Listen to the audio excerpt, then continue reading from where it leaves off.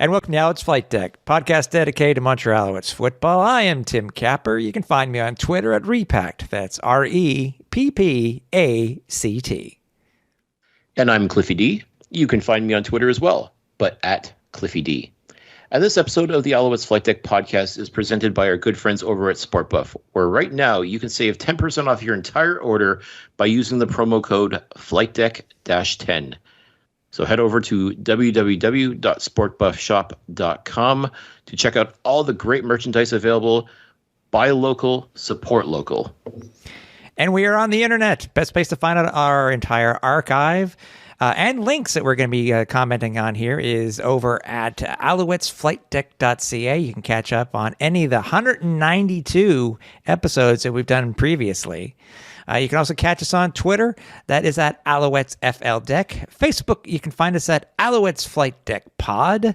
Instagram, do a search for Alouettes Flightdeck. YouTube, youtube.com/Alouettes Flightdeck. And expect with the camp coming up, Cliff and I have some ideas of, that we're going to be having posted up there. And if you want to check out our merchandise store, you can do so at teespring.com/stores/Al's A little bit of a different episode. We've had a couple of these in our history here, Cliff, that it's not that there isn't news to talk about from the Alouettes. There just really isn't that much news, obviously, with where we are within the off season, leading up to the draft, leading up to training camp. But this is something that you have been working on for a while, and we're finally able to get this longtime, well-known CFL alum on the pod. Yeah, I mean, I know people like to throw around the word the GOAT or legend like it's nothing, but I mean, our guest this evening definitely, I think, qualifies, definitely for legend status, no question about that. When it comes to being the GOAT, I think you could put him up there as well. I mean, the fact that this gentleman is a CFL legend as a quarterback in this league and has the dubious distinction of having been a member of all 9 CFL clubs is all nothing 9? Short of phenomenal. Did you say all 9? Oh, wow. All 9. Yes, folks, I am so excited to be able to tell you that joining us tonight on the Alouettes Flight Deck is none other than number 5 himself, former Alouettes, let's go down the list, shall we? Former Alouettes quarterback, former Saskatchewan Roughriders quarterback, former Winnipeg quarterback. No, let's not do that. It's Kevin Glenn, ladies and gentlemen. Kevin Glenn is going to be on the Alouettes Flight Deck tonight. Yes. So excited. Yes. And if anybody remembers our other standalone episodes, our special episodes with Ben Cahoon or with Anthony Calvillo, this one, I said, this one is about Kevin Glenn. You'd be able to hear about his history in football, CFL stories that he can tell, tease us about stories he can't tell. It's a great way to catch up on this gentleman's career in the CFL. Mm-hmm. And my goodness, I mean, it's been quite a career. It's been quite a story when you think about it. I mean, to have essentially been a member of all 9 CFL clubs is mind-boggling when you think about it. And to hear it from him, I mean, to hear his tales of all the associations has been incredible. It's amazing. It's such an amazing thing. And again, this is something that I've been working on now for just under, I'd say about 3.5 years now, trying to get, it's just never lined up. But thankfully the stars have aligned. Now we've finally been able to say that we have had the OG, as they say, Kevin Glenn on the show. And what a treat. What a treat. I'm so thankful that we've been able to get this done. And I'm so excited for each and every one of you to listen to this, because this was one heck of an interview. Yep. So everybody sit back, grab a poutine, and grab your favorite flavor of slush puppy as we talk with CFL legend Kevin Glenn. Joining us now is a guest that we have been extremely excited to talk with for quite some time now. It's been a few years in the making to get this interview underway, but we are finally making it happen, everybody. Ladies and gentlemen, we are extremely thrilled to welcome to the Alouettes Flight Deck, the one, the only, Kevin Glenn. Kevin, welcome to the Alouettes Flight Deck. Thanks for having me on the show, fellas. I'm pretty honored that you guys reached out to me to try to get me on the show. Like I said before, it has taken a little bit of time, but I'm glad that I'm here. Well, as they say, they don't ask how, they ask by how many. So you know what? Exactly. Took a couple of years to make happen, but we're making it happen, and we could not be more thrilled about this. I was just trying to do that just to make sure that I keep a presence amongst the CFL, that you do stuff, early on as soon as you're retired, and they try to forget about you, so if you let stuff linger on, you stay around to 2023, and still able to, to do interviews and podcasts. So that's it. You got to keep the name fresh on everybody's lips. I appreciate that. I was about to say, though, Kevin, I don't think anybody would forget about you considering what you accomplished in the CFL. There's no way I don't think any CFL fan would forget who you were. Probably not. I know, being affiliated with every team, even down here, like back at home, when I tell individuals that they get, you can see the amazement in their eyes. Like, wow, like you were with every team. So you're right. I probably nobody will probably forget about me. But sometimes out of sight, out of mind, it does happen at times. I mean, competing the CFL quarterback Grand Slam, that's quite an achievement either way. It is. And I enjoy it. Like I said, I've talked to a lot of fans. It's funny that because I think the past 2 weeks, ESPN Classic here down in the States have been showing a bunch of different Grey Cups, Labor Day games, and I do some training, quarterback training here in Michigan and Detroit area. And I've had a couple of my clients, some of my young quarterbacks was like, hey, we seen you on TV the other night on ESPN Classic. So it's kind of cool because sometimes, these young kids don't think when you tell them you've done it, you got to show them, so it was good for them to be able to see that. So it's been a good thing. I know there's go ahead, Cliff. Go ahead. I was going to, and what better way to sell yourself as a coach or a trainer than be like, okay, show me the receipts, right? And they're like, well, tune on ESPN Classics, man. Yeah, it's always good, So I gotta figure out how to get some film though from some of my ex-coaches and friends. I gotta call some of these organizations and see if I can get some film because sometimes I need it right on the spot. They don't always play games where I was it was the team that I was playing for. It was, so many great games over the years of Grey Cups and Labor Day Classics and just regular games that they've been playing. So when you see yourself on television, on ESPN Classics and stuff like that, are you the type of player who will watch the game again? Or do you say to yourself, I already know how this game happened. I don't need to watch myself. Oh, I definitely watch the game. I'm a fan at the end of the day. And anybody that knows me, I still catch the CFL games, during the season when I can, if we're not playing in high school. So, or if I'm not doing something, doing anything with the family, I'm a fan of this game. So even if it's me playing, I still go back to kind of relive what happened, or sometimes you play so many games you forget and you'd be like, oh man, I remember that happening now, so it's pretty cool, like you said, to be able to watch yourself on TV, at this moment in my life, and everything that I've accomplished, to be able to see it on television, and it's not necessarily real time, but you're still watching it as if it's in real time. It's kind of cool. Do you ever? I've been trying to play a joke on some family members or something. Like my son, I can't do it with my son or my daughter, like any immediate family, but some friends or something, to try to get a game on TV that they don't know that's necessarily a classic game from years ago, and try to tell them that I could figure out what the score is going to be at the end of the game before it ends. So take a little action on that game. There you go. Yeah. I try to do it with some of my younger cousins, or younger, my nieces and nephews.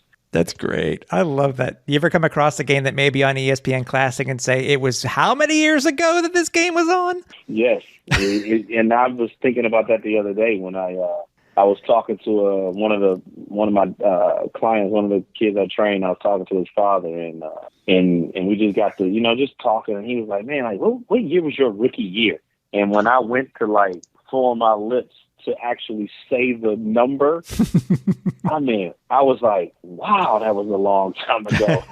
And then I couldn't, like, before I even said the number, 2001 is, like, you don't think it is, but that's a long, long time ago. Mm-hmm. And I think it may have had something to do with the fact that we've all been through COVID, because the last past 3 years have felt like it's been 7 or 8. Mm-hmm. So, but when you think about it, 20 something years ago, was the first time that I ever, stepped on the CFL field. It was a long time ago. Well, let's talk about it's half the amount of years that I've been born on the earth. I'm 40. I turned 44 this June. So we talking 21 years ago, 22 years ago. Yeah, that's when they say a lifetime, like, it's not quite a lifetime, but I mean, that's half your lifetime. Like, it's half my lifetime ago. Wow. Well, let's talk about what put you on a CFL football field. I mean, we know you went to Illinois State and you did great stuff there. Was there ever any indication, like, when you were done playing football there, was there ever any indication about NFL or another league or anything, or was it what brought you to Canada essentially? More so the opportunity. I'll say it wasn't playing professional football. I think has always been a dream of mine. Growing up and watching. I watched like Randall Cunningham and guys like Dan Marino. Growing up. So Charlie Ward. It was always one of those things where, man, I wanted to go to college to play quarterback and possibly get to the NFL. But it was never. It never crossed my mind that, like, I would actually do it, until, like I said, until the opportunity. And the opportunity came when I was, when Saskatchewan reached out to me. At the time, Roy Shivers was the GM, and they reached out, and that's when it was kind of like, wow, like, this could possibly be something that, that I could actually get into, and I could actually be able to, make money playing a game that I played for years for free. Or started playing with a bunch of my friends. And the only reason I wanted to play is because all my friends was playing. So, and I think I've told people this before, like, the quarterback position, I never really started playing the position until I was maybe like 13 years old, and didn't really do a lot of, like, throwing in high school. Did enough, to be able to, like, win 2 state championships and be on the, like, dream team. That's like the all, like, Michigan team, in high school. So, but never, it wasn't something that was like, wow, like this, I could actually do this. It only came when I got that opportunity. When Saskatchewan reached out to me, that's when it clicked into my head. Like, man, this could really be something. Okay. And when you arrived in Saskatchewan, did you know anything about, like, I know Detroit and Windsor. I mean, like, basically, let's call it what it is. Detroit is Canada. It really is when you think about it. Exactly, right. North of Canada, which a lot of people don't know. What if they say something about Detroit is one city that's like north of a Canadian city? I think it may be one of that kind of thing, because the way that it sits, we're actually north on the map of Windsor. But yeah, Detroit is like Windsor. I grew up with CBC station on my regular television because we were so close to Canada. Now, when Journey sings about in the song "Don't Stop Believing," this born and raised in South Detroit, isn't that essentially Windsor? Exactly, and that's where the whole concept thing comes from. Because they'd be like, South Detroit, like that, like that's Windsor. Like there is no such thing as South Detroit. So we do have a Southwest Detroit, and that's a little bit under Windsor type of thing. So, my gosh.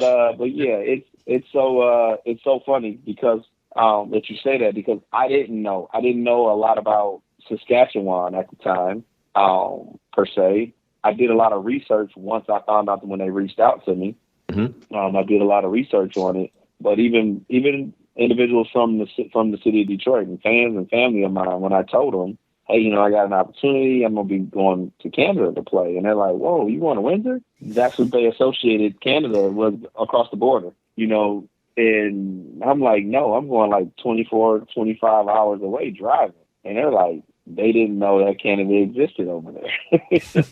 So it's just one of those things culturally of, growing up so close to Canada, and that was the only thing that you ever heard of. That's the only thing you ever did in Canada. Now, a lot of people did know about Toronto, but other than that, it was kind of like nothing out west existed, to Detroiters when you spoke on Canada.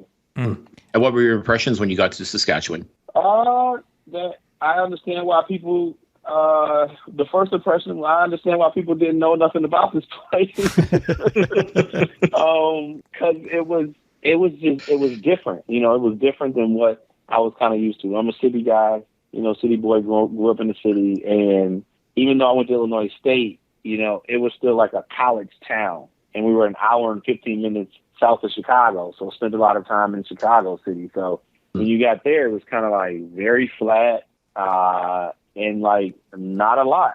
And when I say not a lot, I mean like not a lot to do per se. Because there was a whole lot of land, and everybody like loves green. but for things to actually do and kind of get into as far as the city was concerned, it was a little struggle early on because you just didn't know like your way around type of thing. But it was a different atmosphere. It was a lot slower than what I was kind of used to.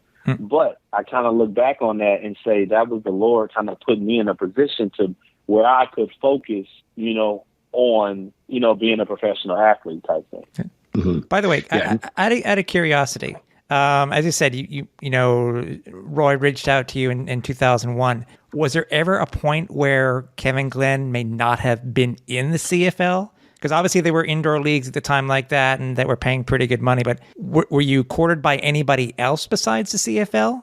Well, like pro days with NFL teams, they were all like literally trying to like change my position, and I was kind of at that point to where it was kind of like you literally want me to go to the highest level there is of professional, sports, and change my position to something that I've never done before in my life. Like I just wasn't confident enough to say, oh, I can go from playing this one position for 8, 10 years straight to now changing and going on the other side of the ball. And I, at the highest level, I just wasn't necessarily comfortable enough because I never did it. It wasn't anything. It wasn't something that was, that was normal to me at the time. Quarterback was normal. Yeah. Being a leader on the field and directing people and understanding offense, that was normal to me. So I kind of took my chances in saying, hey, it's still an opportunity to actually, like I said, get paid to do something that I love to do.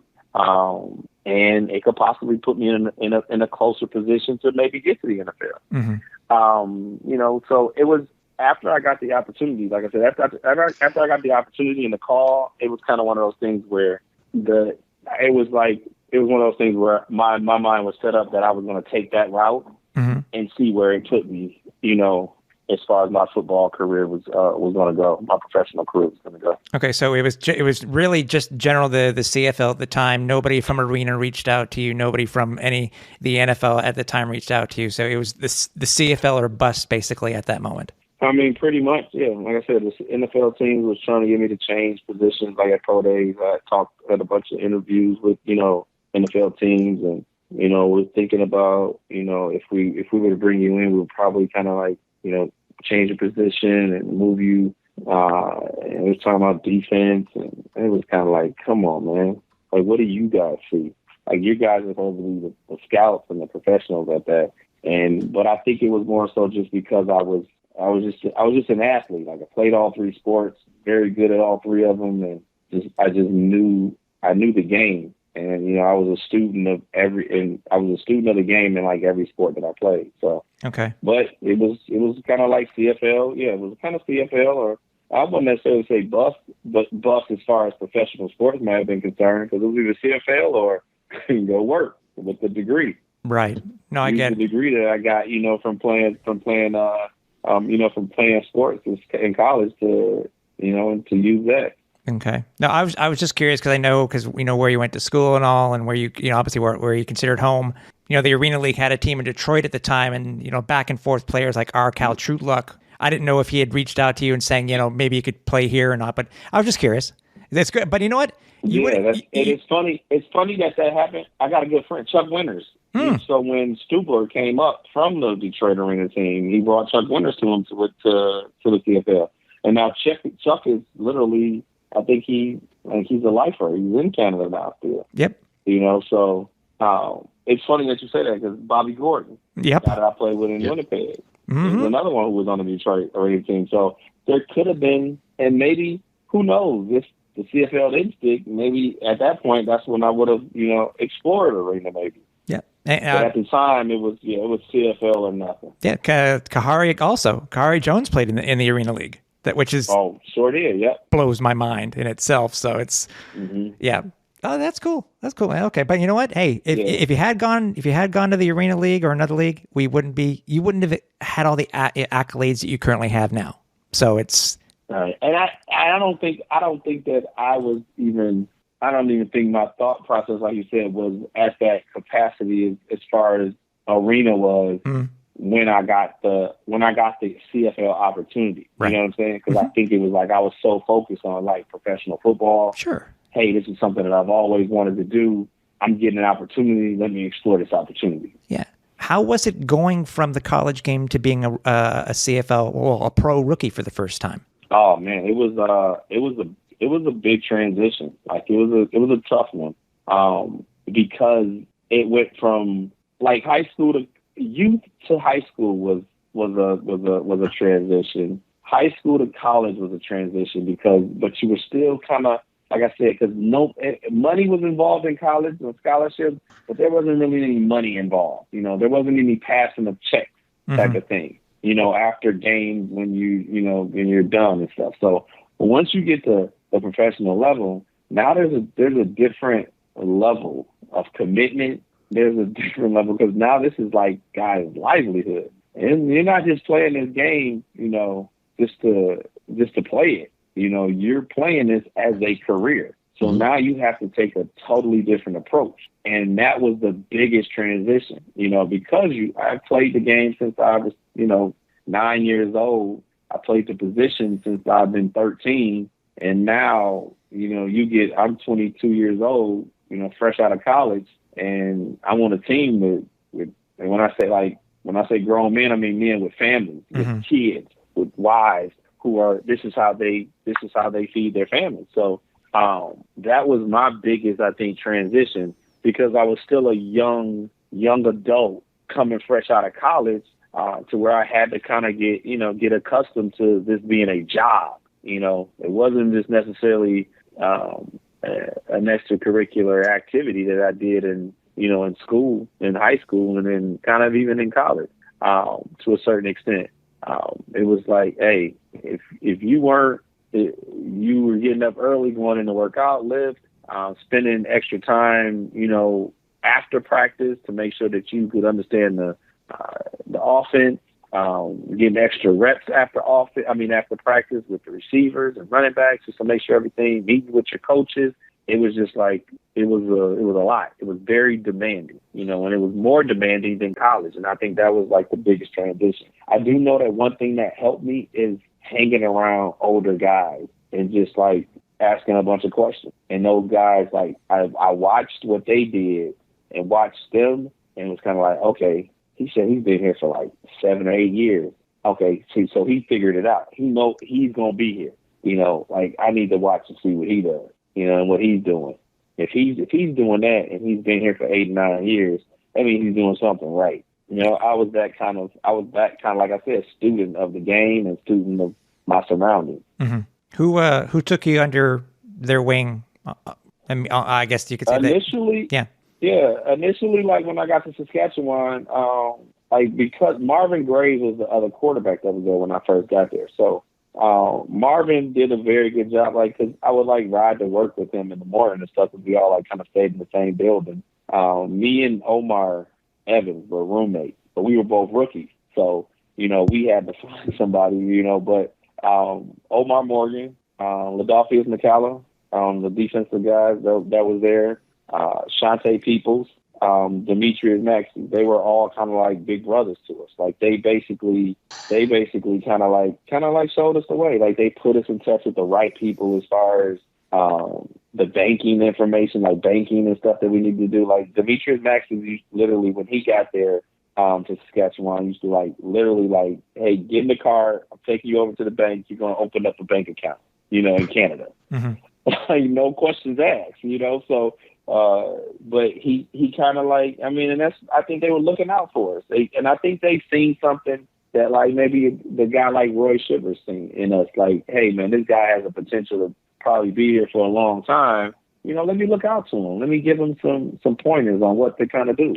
And I've always tried my best to do the exact same thing when I got to be that vet and look out for rookies too. But like I remember vividly during training camp, my rookie year, like stressing out on whether or not I remember the first cut. After that week, you get those first cuts, and it's like starting sending guys home. And I'm like, oh, like this is real. They're bringing guys in. They're going to get them, tell them, hey, grab your playbook, go see the coach. And then the next day, you don't see him at practice. So I'm like, oh, this is real. And I remember stressing out, like, man, am I gonna make it? I don't want to go back home. Like it was one of those things where you do so much trying not to fail that you forget about what you really need to do to succeed. And Omar Morgan, I remember Omar Morgan, like we was in like in the little commons area. I think they had gave us the night off to watch the finals. I think the Lakers and can't remember who was in the 2001 finals. It might have been the Lakers and the Pistons. Was it Lakers Nets? But we were watching it. Or was it Lakers Nets 2001 that summer? And we were watching the game, and I was stressing, and we were playing cards and stuff. And Omar was like, "Man, what's wrong with you? What's going on?" And I'm like, "God, I don't know." I was like, "Dude, I don't know if am I gonna make it?" Like he was like, "Listen, I've been up here like I think at the time he had been up here like 2-3 years." He said, "Look, I've seen some quarterbacks." He's like, "You good, man? You gonna be all right." And I'm like, I had to take his word for it because he was a vet. He kept telling me, you good, you all right. And I'm like, that kind of like eased my nerves a little bit. And then after training camp, he came to me and told me, he said, you remember when you asked me what you were stressing and if you were going to be all right, if you were going to make the team? And I told you, yeah, you were going to make the team. He said, you know how I knew that? I said, how? He said, because it was only 3 of y'all. And we was only 3. We keep 3 quarterbacks.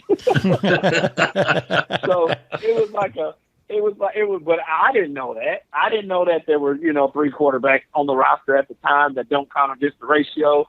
So he like, them 3 gonna be here. Like, but he was a vet, and that was one of those things. Like, as a vet, things that sometimes rookies don't necessarily know. So that was like, and those are the guys like I kind of hung around in order to put me in a position to have a long lasting career and be successful doing it. Yeah. Wow. It's crazy to think that you're probably the first person that I've ever known that was worried about having to leave Saskatchewan. Exactly. Now, does that make any sense? Right. But I was so caught up in like, man, I left home, what am I going to say if I go back home and I don't make the team? Like you remember, I started as a true freshman in high school, played all 4 years. I started as a true freshman in college, played all 4 years. It was kind of that one, like I've had so much success and has been playing that, that one initial, feeling of defeat where you may get cut because it's real now. Like I said, you're signing checks. There's owners that are signing checks and, for the way that you played the week before, the night before. So, that's a lot of pressure. People don't think it is because they think, oh, you're 22 years old and you fresh out of college. That's a lot for a young man. Now you think about this. Now take the NFL for instance. When you're dealing with millions of dollars on that same level, that's a lot for a 22-year-old coming straight out of college to handle. 21-year-old. Mm-hmm. Because I was actually 21, turning 22 in June. So I was 21 in training camp because we were in training camp in May. I didn't turn 22 until, after the preseason games when I was, June 12th. So that's a lot, and being away from home in a whole other country. But, like I said, I gravitated to some good individuals, some good vets that was on that team. And then, the coaching staff and stuff at the time did a good job of understanding that too. We got a young rookie quarterback, so let's try to help them out. Let's try to, at the same time, they want you to be you're grown up, you want to be a man, but at the same time, they're helping you when you have questions. What was the most, besides camp, what was the most humbling thing that happened to you that first season that you basically carried on for the rest of your career? First year? Or it could have been anywhere in your career, something that just humbled you. Honestly, probably the first start that I had. And I said it was humbling because I can remember the way that the situation happened. My first start that year was in Toronto, and I think it was kind of humbling because it was like I was going back close to home to play. Mm-hmm. It was like that one opportunity. Like if I don't ever have a stellar career, I would have at least, my parents and family would have at least got to see me play in one game, mm-hmm. one professional game, and that was in person per se. And that was my first ever start, which was in Toronto. And so it was kind of one of them things you stress yourself out so much about, like you said, being making a team, and you're trying to satisfy so many different people because you've had so much success. I was the oldest of 5 children. My younger brothers had seen me have all the success. I can't let them see me fail. Well, this was humbling because it was like, wow, I've made it, and now they can actually see me in person do it, mm-hmm. On this kind of stage. So I would say that was probably my first year, probably the most, humbling thing, to where it was kind of like, it didn't matter what happened after this. That was one of the goal, was to actually be able to have my family be able to see me, live in person, play on that kind of stage. Mm. That's tremendous, especially knowing, I imagine you must have had quite the convoy from Detroit coming to that game just to see you do your thing. Exactly. And we won. I think we won 12-6. I didn't have the best outing, but but we won the game, and like you said, it was in front of family who, they've always supported me, especially when there was opportunities for them to drive, and they rent the big coach buses and charter buses and drive up. So my family is always, and that, like I said, that was one of those humbling situations because it was kind of like, all right, I've always been the guy that everybody looked to in the family as far as the success goes, and now it was like I could care less what happened after this because I've actually and this wasn't pressure that my family was putting on me. It was pressure that I was putting on myself about the family, about my family, so it was kind of one of them things I did it, I don't care what else happened after this. They got to see me, Okay. All right.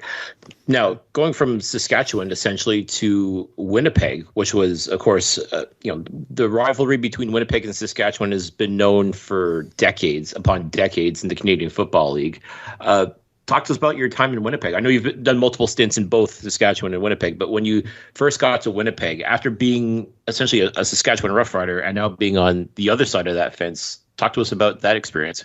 Man, it was kind of like a similar experience to when I first landed in Saskatchewan. And it was, even though I had spent time in Winnipeg because we played Winnipeg, so I would visit Winnipeg, but it was kind of like, getting off that plane in Winnipeg when I got traded there, and getting to the facility, it was kind of like that same feeling as far as Saskatchewan, but it was a little bit different because I had already had 3 years underneath my belt now in the league, so I kind of knew a little bit. I knew how to maneuver a little bit, to where when I got there, I knew where to go. I knew I had to go to a banking institution to make sure I got the banking account and make sure I got good with the person who was, transferring the money from Canadian to U.S. back to my bank back home so I can get the good conversion rate. All that kind of stuff that they don't necessarily tell you about, but you have to learn it. And so I learned all that my first 3 years in in Saskatchewan. So I kind of carried that over to me in Winnipeg. Now the other thing, like Winnipeg was initially kind of similar to Saskatchewan, but as you start to maneuver around the city, you see that it's now a little bit bigger. And now, you got the St. Vital area in Winnipeg, and I can't even remember we used to like drive over the bridge to this other mall. So it was like more malls in Winnipeg. So it's kind of like, okay, now this is a little bit better as far as things to do. You can get away a little bit. You don't have to be right around the facilities and right around the stadiums to do everything. Because that's what we were used to when we went to visit or went to play as an opposing team in Winnipeg. You stayed close to the stadium, and that's really the only thing you did was walk around, the little areas around the stadium to shop in the mall and kind of stuff. So initially Winnipeg was the same, but as I got there, started to be able to explore the city. It began to be a better situation as far as living is concerned. And remember now, because I don't want people from Winnipeg or Saskatchewan to listen to this podcast and go, well, he's talking bad. Remember, we're talking about 2001 and 2004. Both of those places right now are a lot different than they were back then. Oh, 100%. I can just imagine what it was like back in the day and compared to today. Yeah, night and day. Night and day. And that's for both cities. Night and day. Yeah, I mean, you got the Jet Stadium downtown now in Winnipeg that wasn't necessarily there when I first got there, and the Jets wasn't in town. But I did get a chance to play in Winnipeg when the Jets was there. So and got a couple chances to see the hockey games. They, I spent, me and my wife was actually just talking about Justin. I'll never forget. Justin Timberlake he was on a tour and they did an HBO special on his, I think it was called the Crazy Sexy Love Tour, and one of his solo albums. And he came to Winnipeg, and one of my best friends, Sam Young, uncle, was working the camera crew for HBO. He got us like tickets in the pit, and I've never experienced a concert like that to this day. Like that concert when me and my wife and one of my best friends, Sam Young, was at the concert in Winnipeg. And that's what everybody said. Like, you went to a concert? Like, that's the best concert you ever went to was in Winnipeg? Yes, because we were down in the pit, like right up on the stage and everything. But that's, what I'm saying? Like, so those were some things like, Justin Timberlake coming to Winnipeg. That's a good thing. That's some things to do. So Winnipeg was a little upgrade from Saskatchewan as far as the living is concerned and things to do around town. Now, one of the things about your stint in Winnipeg the first stint anyways, that was memorable beyond comparison was you were essentially tasked with getting the Blue Bombers to and winning the Grey Cup. And you came extremely close to doing that in 2007. And unfortunately, fate had a different story in the end for you. Yeah, I'm still trying to figure out what the Lord was trying to tell me at that point. I don't think I still haven't gotten that message yet. They say everything happens for a reason. I'm still trying to figure out why that one didn't happen, why that one happened. So, but we always kid about it, and like I said, I'm a team guy, and the thing that I was kind of like intrigued about with it, like, and then you go back and watch it, was like it was Dimwitty's like first ever start as a Canadian football player. Like how does that ever happen? That's your first ever start as a professional in the Grey Cup, So I was just hoping like that was the play, and we would win the Grey Cup. With that being like his first start, I was like, that would be a great story. The starter goes down, breaks his arm, and then the backup is his first game ever as a professional, and they win. So but I mean, it was a great. I think it was a great ride, that we had. I mean, that's probably one. I tell everybody that's one of the like best like all around teams that I've like been associated with. When I say team, I'm talking not just to play on the field, but the way that we interacted off the field too. You know, from like hanging out after the game with families, and not just like the players, but the families. Like we would go after the game in the Earls, and they would just have a section waiting on the Blue Bomber players, and everybody would be there with their wives and family, and you know, moms and dads who were in town, you know, kids, and it was just that type of atmosphere, and it was a really, really good, you know, feeling around the team. I think that year in Winnipeg. I still dated as one of the best years of my life. That was the year I got married. Went to the Grey Cup that year. I was up for, you know, MVP of the league, MOP of the league. I led the league in passing that year. 2007 was a good year, except for that one thing. That's what I said. I'm waiting on the Lord has something for me. I'm telling you, and it's in regards to that breaking of my arm. I'm waiting on. I'm still waiting on.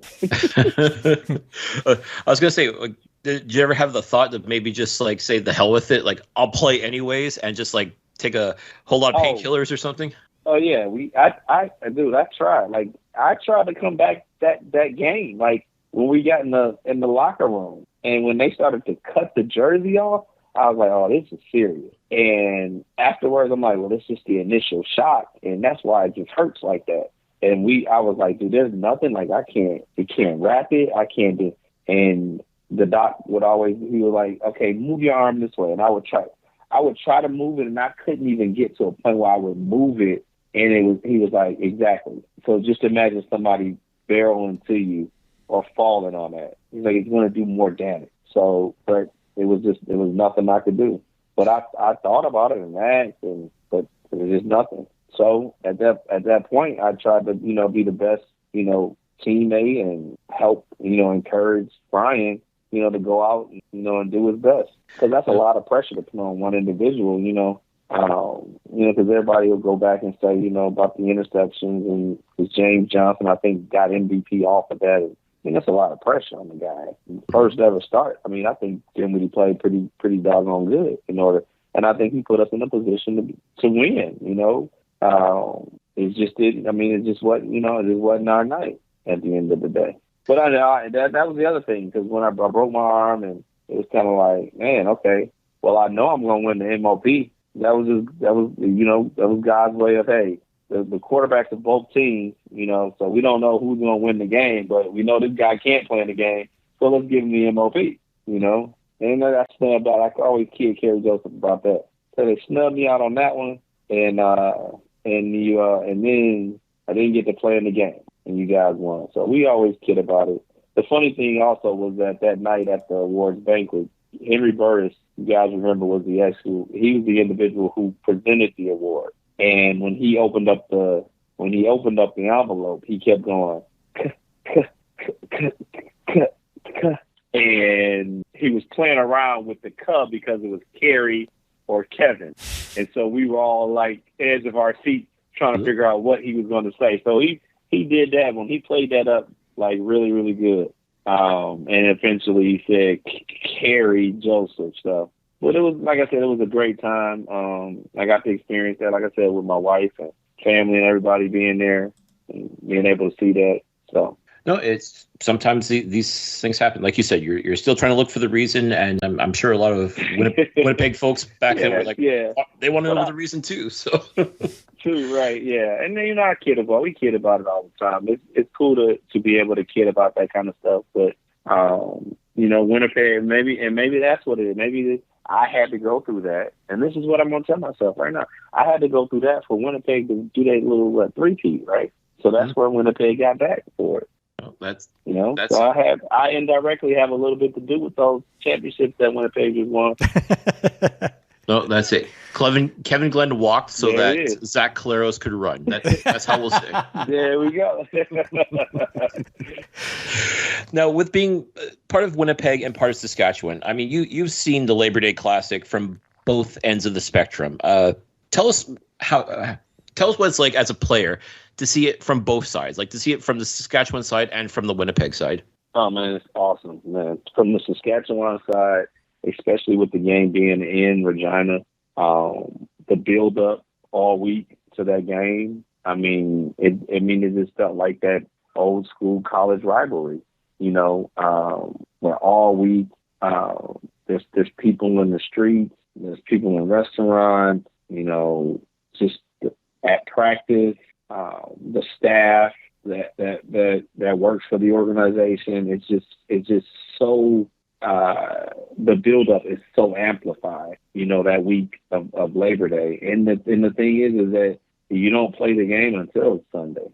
So you got a long week of practice, like I said, and interviews and just different things that you're doing to build up to that game on Sunday. It's a great feeling as a player, and being in Regina and playing for the Rough Riders. Now, on the other hand, opposite, playing in Winnipeg and having to visit or play as an opponent in that environment is not all that great. It's probably one of the worst, because that's the day that when they talk about the 13th man, that's when it really is very, very prevalent.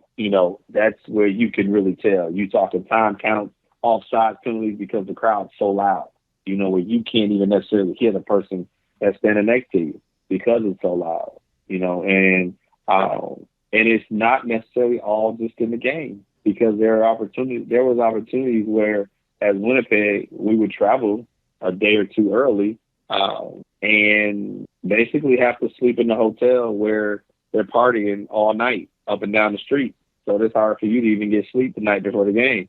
I've been in situations where they would have like security on the floors that we stayed on in the hotel, so that Saskatchewan Rough Rider fans who wouldn't, bother the Winnipeg, Blue Bombers, because they know where you're staying, but they would have, security on the right outside the elevator, so that people, the people that didn't have keys, that didn't have rooms on that floor, couldn't get on that floor and mess with the players and kind of stuff. So it was a great atmosphere as a Rough Rider being in Regina on that Labor Day week and that game. Just the excitement that went into everything, and the build up was just awesome. But playing in Winnipeg and going there, it was kind of like, man, we're going into a very hostile environment. Now, does anyone give you like let's say if you were playing for Winnipeg and you go to Regina, like how bad were people giving you the gears as far as that goes, and vice versa? Like when you were a rider and you walk into Winnipeg, like how was it? Like just I won't say necessarily hostile, but would you say it was more of a, just people trying to get under your skin, or maybe even trying to light a fire under you? More so get under your skin. It was all in friendly fun. You understood, like, you're not going to come in here with a different color jersey and they're going to root for you. Now, the older that I got, the more years that I had put into the league, then you would see that, because then you would see people in the stands with the opposite team jersey, but it's actually your jersey with your name and number on the back. So when I would go back in 2017 to play in Winnipeg, you would see Kevin Glenn Bomber jersey, the old school Kevin Glenn Bomber jersey. So that's when you get that. But that's, I think, over time you gain those fans start to love you and respect you as a person, because they had gotten to know you now. So it's more so, hey, yeah, we're rooting for the Bombers, but we still want to see Glenn succeed, and that's kind of how I took it as the years went on. But I mean, initially you would go, I mean, they would try to get underneath your skin, man. I mean, they would say all kind of things, I think Hamilton is probably the best as far as like one-liners with players and like last names, because that's all they see when you play that Ivory Wind Stadium, the old one with the dugout. Guys would just hate to stand right outside the dugout with their backs to the fans, because they would just destroy you with like with stuff about your last name and all that kind of stuff. So it was kind of like out of sight, out of mind. We would all just literally go sit in the dugout, because if they didn't see your back of your jersey, they wouldn't talk about it. So, yeah, like it was, but it like at the end of the day, and that's why I think CFL fans, Canadian football fans are some of the best fans, and it's because across the country, and it's because I think CFL players are so accessible that they get to meet the guy outside of the jersey, to where a lot of times here in the U.S., I mean, when you're dealing with NFL, a lot of these fans don't get to meet the guy outside the jersey. they only see him on Sundays in that jersey. It's very hard for them for those guys to be accessible, unless they have a son and they play for a little league team and that guy's around. But I mean, people don't get to see, NFL players in that kind of light a lot, I think. So it's cool when you can kind of build those relationships with some of the fans. Now you get some crazy fans that just, they're just crazy fans, but you do get a lot of fans across the majority of the fans across Canada are those fans that, they see you for, the person that you are outside the jersey too. So it gives them a different type of perspective, I think, when they watch you play and see you play and do interviews and know that, you kind of know what you're doing, even if you're on the opposite team per se. Mm-hmm. Did you, I know we have a couple more teams, obviously, but ever in your career, Kevin, did you ever meet up with a fan for dinner? I did it. Yeah. So I actually did so we did Winnipeg 2006. The Grey Cup was in Winnipeg 2006. I was in Winnipeg, and we did a friend of mine at the time. She ran the foundation, and she did we did this promotion to where people could enter the draw and enter the raffle, and they actually got a dinner with myself. It was me and at the time I think it was me and Keith Stokes. They got a chance to sit with us at the Grey Cup at the game. Oh, okay. So we had tickets with these fans. The fans won. They entered the drawing. They won the drawing. It was a husband and wife, and we all four of us went out to dinner before the game. Got to take pictures and sign autographs and all that stuff, and then we actually went and sat in the stand at the game together. Okay, that's cool. So yep. There's a couple other times where you would just see fans out, and they would come by the table and chat at times. Mm-hmm. I'm trying to think other than that, if I ever just went out. Not with just a fan that I didn't. Yeah, not necessarily. Where it was just a fan that I didn't actually know. That was the only situation that one time in Winnipeg at the Grey Cup. Right. Okay. We did that. Okay. Now, if I'm not mistaken, obviously, you've had a great career, with the Bombers and stuff like that. The first time you were with them, if I'm not mistaken, wasn't 2009 the first time when you were actually released as a pro before you were picked up by Hamilton? Yep. What was that? What went through your mind? I mean, you weren't teamless for long before Hamilton signed you, but what was it like going through being released for the very first time as a pro? That was kind of humbling because it was at a point where, I had some success and then getting released. It was one of those situations where it was kind of like I kind of knew the league. I kind of knew that there was other places or other opportunities for me to play, mm-hmm. per se.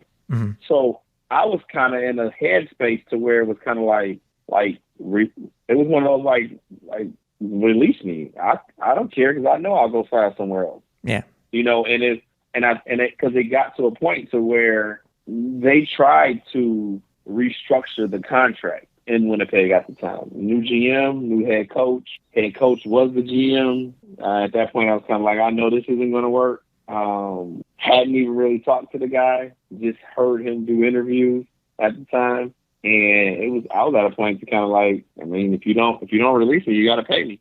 Mm-hmm. So go ahead and release me because I'll just get it from another team. So, but it was a humbling situation because it was that time where it was kind of like, hey, this is the first time you've ever been released. Like this could be it. Mm-hmm. What if another team? Those kind of things. I always put myself or always think about worst case scenarios. Worst case scenarios. What if a team doesn't, offer you what you think you're worth? Are you going to take less, or are you just, are you going to take the opportunity? Because your worth and what you can actually do, and you just got to go out and prove it. So right. I was more confident in, how my situation would end up if I got released. But at the end of the day, it still set in the back of my mind, like, man. And the other thing was the reason why is because my son was being born also. Mm-hmm. So it was kind of like one of those things where, hey, if this is it's it. I got a son on the way. I got bigger and better things. I'm about to be a dad. Yeah. So But like I said, the Lord worked out. Lord worked it out, and I had a son that was being born in Detroit, and he ended up putting me closer to home, closer to my son. That's true. At the time, so like I said, everything happens for a reason, and I'll never question, how my career ended up or how it went, because I know that there were situations that I was supposed to go to Hamilton in 2009. Like I said, because my son was being born, right? It was closer to home. I got my family at that time. It was my family was able to help my wife, with the newborn and all that kind of stuff. So I was supposed to be in Hamilton in 2009. Well, talk about your time in Hamilton, because obviously it leads. Again, you've now ticked off another team that you've played for in the CFL. Mm-hmm. Talk about your time in Hamilton. Yeah, my time in Hamilton was a revenge tour type thing. That was to get back. That was a lot. That's what was on my mind, when I was in Hamilton, was the get back. It was like I'm going after Winnipeg and Saskatchewan. Whenever I play either of those teams, then I'm gonna show them what they're missing. Mm-hmm. It was one of those things like this would have never happened to me, in Winnipeg, because Saskatchewan should have kept me, So, but that's just the competitiveness, that was flowing in my blood at the time. But Hamilton was a very good. I had a very good stay, very good time in Hamilton, man. Like I said, at that point, now you got the QEW. You can get to Toronto, up to Toronto. You can stay in, Hamilton. They had so much to do. We took trips to Buffalo, Niagara Falls. It was kind of like now this is a lot to do. There's other things outside of football that you can kind of, when there's time to get your mind off of football and relax. There's a lot of things to do there, which you don't have to go too. You don't have to go too far, because everything is within an hour and 15 minutes away from each other, an hour, 45 minutes, to an hour away from each other. So a little bit more my speed of what I grew up in as far as the city is concerned. So it was, like I said, closer to home. When I wanted to take a trip to Detroit, see family, and see my high school coach, I could take a 2.5, 3 hour drive, to 401 and get home. So it was one of those things where it was kind of like, all right, this is where I'm going to be for the next 10 years. Mm-hmm. I can see myself here in Hamilton. I mean, at that time, me and my wife, we had even, decided that we were going to move and do the Canadian residency thing, mm-hmm. In 2011. I was there for 9, 10, and 11. And we decided, hey, we've been here, we could sell our house back in the U.S. and we just move to Canada. Like, I could see myself being in Hamilton. We moved up into Ancaster. So Hamilton was that spot, like you said, like where it was kind of like, okay, I can see myself, like I said, I can see myself with this one team for some years to come. Right. Was it, if everything goes right. So was it tough going? And I rarely come across a quarterback that I've been able to ask when it comes to having to deal with being a 2-quarterback system. Fans will say either way, whether there's a good thing or a bad thing. You'd rather have a starter who would be the guy versus a guy A and a guy B. How hard was it to do that in 11? Because I think you shared, you basically were it was a 2-quarterback system. I think for portions of that season, where you're sharing snaps with Quentin Porter. We were sharing snaps more so in 9. Mm-hmm. 11 we weren't really sharing snaps. Okay. That's when I had in 11 we were. In 11, I was pretty much, I think 10 and 11, I had pretty much solidified myself as the starter. Okay. They just put in they was doing like the short yards package thing with Quentin at the time. That's when we started doing the short yardage package stuff. Okay. When they would bring the backup quarterback in and have all these different short yardage packages. But 9 was the year that we actually kind of it was like the 2 system, Quentin would start, and then if he did bad, then I would go in and play, and then he would start, and then I would go in and play. And it was one of those situations where it was kind of it was kind of one of those I had to prove myself. But mm-hmm. there's a lot of other things that went into me signing there. Like, yeah, it was like, hey, we want to look at Quentin as being the starter, but we feel as though that you're, a very experienced guy, and you're like a 1B. Like, he's our 1A. You're like our 1B. Right. And Marcel Belfay, we had history in Saskatchewan before. So, before I even signed, I went up and talked to him and everything. We went out to lunch. And that's what he told me. I mean, but at the end of the day, it was kind of one of those things where I knew that teams needed 2 quarterbacks. Right. And there's a possibility that one guy could get hurt and the other guy's going to have to play right away, because it happened to me in other situations. So, with that being said, I was like, okay, I'll take the challenge at the end of the day, because there was other pros that went along with me signing in Hamilton. Like I said, my son was being born. I'm closer to home. My family can help out with the kid. When I need to get home, I can get home. Like, it was just all that played into me signing in Hamilton. Right. And I got at the end of the day, contract negotiation plays a big part. And I think Bob Obilovich was the GM at the time. And at times it was that first contract. It was a little tough, but I got what I kind of wanted at the end of the day.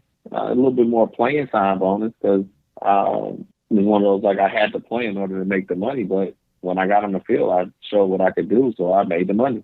Does being a, you've basically been a starter for most of your career at this point.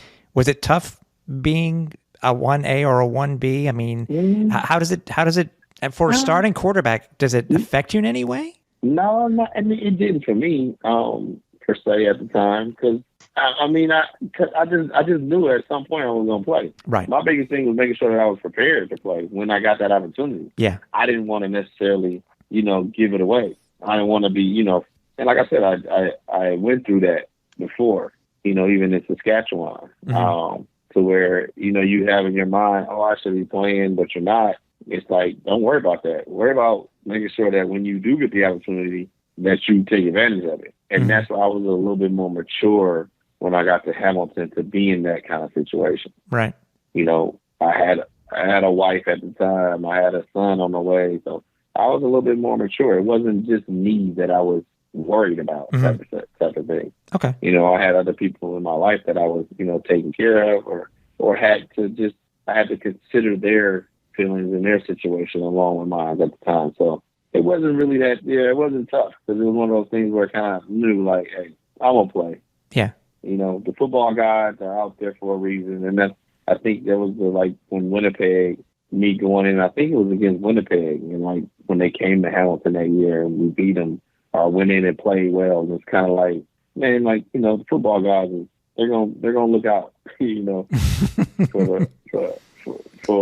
for the right side of the coin at times. Well, I think, like elephants, quarterbacks never forget, right? Most football players never forget, especially if they feel that they've been slighted. So that's oh, most definitely. Most definitely. Yeah, we don't ever forget. You always know. It's like, yeah, that's the coach that, didn't pick me in the draft. So you're gonna make sure that you play well against that team, So. For sure. Now, at least this time around in 2012, you weren't released, you were traded. I mean, I think it's the third time you've been traded in your career. Yes, you went to Calgary. I mean, it's obviously they're a powerhouse in the CFL.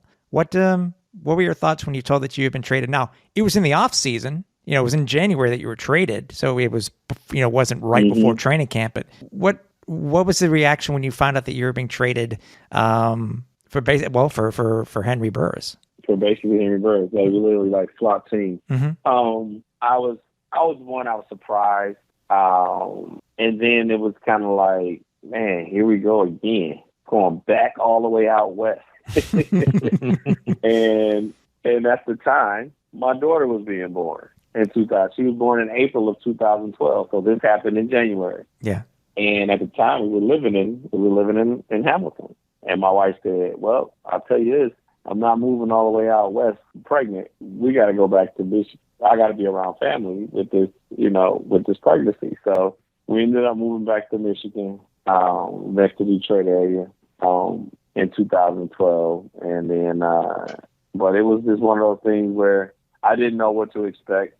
I heard a lot of people talk about like Huff Nago was like, you know, he's a difficult coach to play for at times because he's very, you know, animated at times and very opinionated because he played the position and, you know, he's coaching in the NFL, you know, so but then they said, but he's a great coach. He's a great coach. So it's kind of one of those things where like, I mean, like make your mind up at the time, you know, but I do. When I got out there, it was like a well-oiled machine as far as like what they had going on, you know, and it was just different. It was just I think a different atmosphere. The team itself, I think it was one of those things where they won so much they expected to win, and you could feel it in the organization. Right. You know, I think it's like when I got to Hamilton in 2009, it was one of those things where they was trying to get back to winning. Right. You know, they had did it for years in the 90s, and now they're trying to get back to it. So you could just feel like they tried things to where when you got the Calgary, it's kind of like, we know the formula. Mm-hmm. You just got to come in here and you just got to do you got to do the formula because we already know the formula. So you got to buy into the formula. You buy into the formula, you'll be successful like us. And I mean, that's kind of what happened. I went into the situation and, like I said, I was at the time, I think they were saying they wanted to go with Drew Tate. So I had to play the backup role at the time. But like in the back of my mind, I'm like, I'm going to play. It's happened in every situation. And then there was a little joke going around like, oh, if Kevin's the backup, whoever the starter is going to get hurt because he's going to play. You know, so it was like starting quarterbacks did not want teams to trade for me or to sign me because they were like, oh, shit. Now I'm sorry, I was cursed. Here we go. Now I'm about to get hurt. Now that Kevin Glenn's on the team because he's going to play. And Drew Tate gets hurt. And I got to play. And you got to start. So, you got to start in the Grey Cup too. And you have to start in the Grey Cup, right? So 2012, first year in there, first year in Calgary, you know, and we started out a little slow, but got on track, and I started to, you know, get a little rapport with some of the receivers and stuff.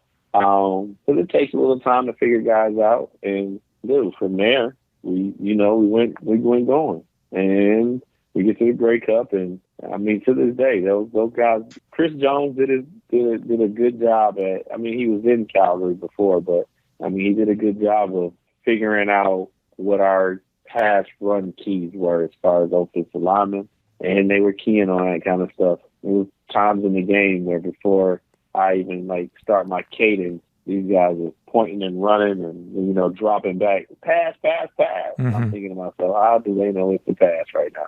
You know, so. But I got a chance to play in the Grey Cup. Like I said, it was a good experience.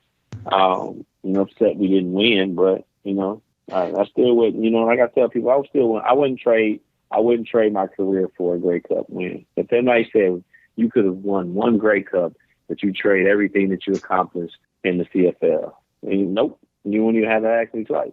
Yeah. Wow. Yeah. Nobody can take away from you either, though, Kevin. That, you know, when they talk about the 100th Grey Cup, you're there as being one of the starters. So I mean, it's exactly you're still a part of history. That's the main thing. And the route, exactly, part of history, and the travel to the Grey Cup, like how we got there. Mm-hmm. You know, with Tate going back, him getting the start, we beat Saskatchewan, and him going back down, and he have to go back in and win in BC against a very, very good team. Yep. Who some people have probably picked to win it all that year. Yep. Wow. You know, so I gotta ask, because this is one of the things that No Cliff and I were talking about before that we wanted to ask you about. No Cliff will talk about BC, et cetera, going forward. But talk about the Ottawa. Talk about that CFL expansion draft in 2013. You know, people who may not remember, Ottawa was coming into the league. I will just say, Ottawa will just say that because that's the one that's going to be left to the book. Yes, sir. I will just say that the Ottawa situation. I was drafted. I was drafted in the expansion draft, and after I was drafted in the expansion draft, I was traded to BC. After they signed Henry Burris. Right. But everything in between that will have to be left to the book. Okay.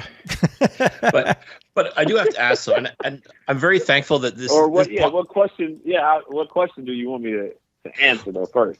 Well, the first a statement. I'm glad this isn't a podcast based on your career as an Argonaut and a Red Black, because it'd be a very short podcast. Exactly. We're talking like a 5 minute. It would be a very, very short. Yeah, it would be a very short so far. So yeah, that whole 6. Hold on, December. So December. It was March. December, I think it was January, March. I think December, April, March. May. No, the actual draft was in December. Yeah, but I'm saying it from your whole December, period. and I didn't get traded until May. Oh, that's right. Yep. I didn't get traded until a week before training camp. Because there was a stall period. I will just tell you this: there was a stall period where, at the time, the GM that was there was basically like, well, if you don't come, they'll suspend you and you won't get paid. And I said, oh well, okay. So it was one of those where, yeah, it was a point.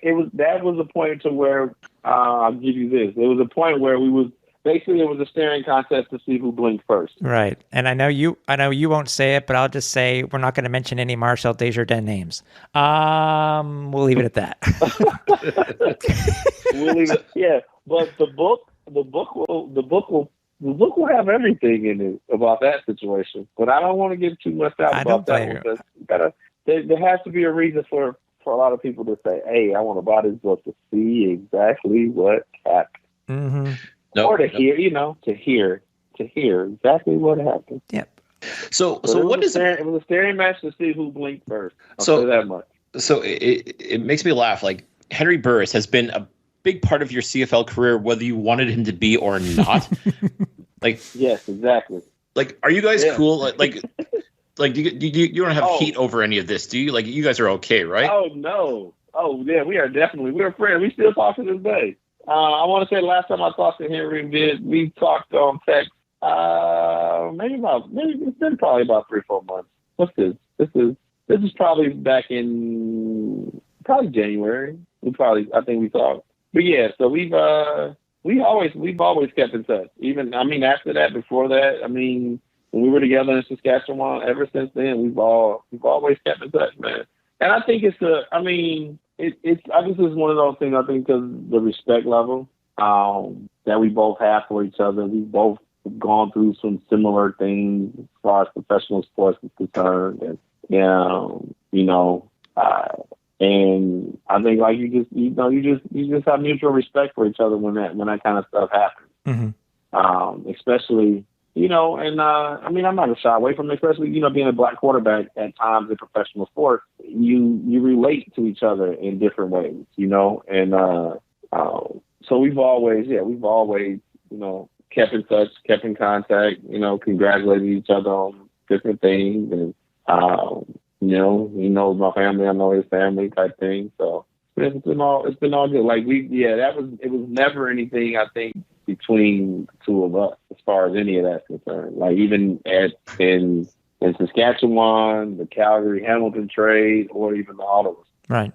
So he has been like he has been part of the Kevin Glenn story. He's been one of those guys that has like found his way into the Kevin Glenn story multiple times. So is he going to write the foreword for your book? Maybe I can get him to do that. Yeah, that would be amazing. We were both. Yeah, look, we were both brought in. I think by the same GM, like Roy Shivers. So it's a lot of stuff in common. Mm-hmm. When you start to think about our careers. That's amazing. So pre buy the book now. It hasn't been written yet, but you can still it will be on Amazon sooner or later. Sooner or later, right? Sooner or later. But you know what? It's funny. I'll call it the old Ottawa debacle. It ended up turning out very good for you in BC though in 2014. Lule goes down. Yeah. And you end up starting 17 of the 18 regular season games. Right. And I think that, like I said, it was one of those things where it was kind of like, all right, Kevin Lynn's on your team. Your starter is now.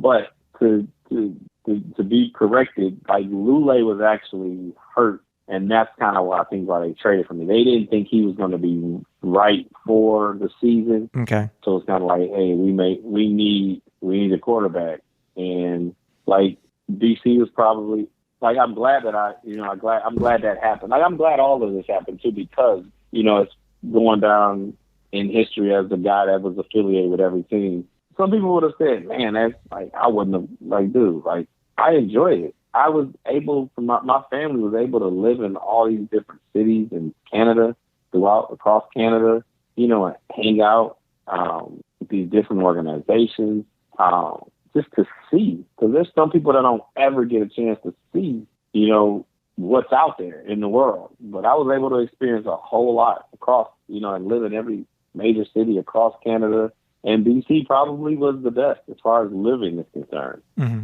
It is a great, great, great place to live, I think, with the weather and just everything that's going on. Yeah. Better or worse than Detroit?